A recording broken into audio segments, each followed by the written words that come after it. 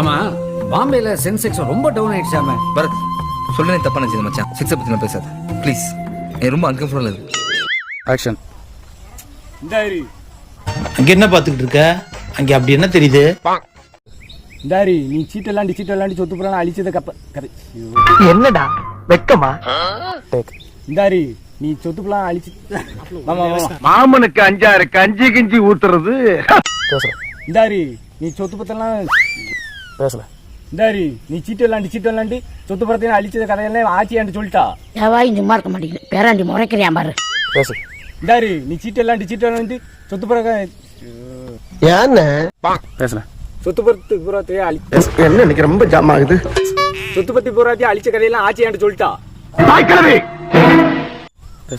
சொத்து பத்து புறாத்தையும் அழிச்ச கதையெல்லாம்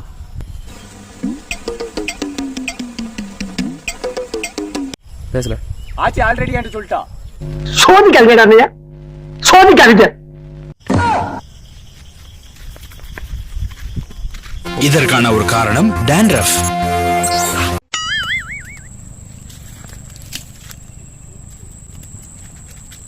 இவருக்கு இதான் வேலை. ஏன் இந்த ஜிம்மத்துக்கு என்னாச்சு?